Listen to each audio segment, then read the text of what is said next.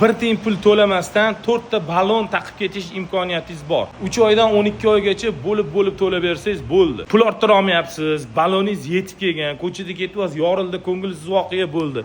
Ana o'sha payt именно shu do'kon sizga yechim bo'ladi. Xitoy ballonlari, koreyskiy ballonlar, turetskiy ballonlar. Hozir eng puliga arziydigan shina qaysi? Kommentariyaga iltimos yozib keting.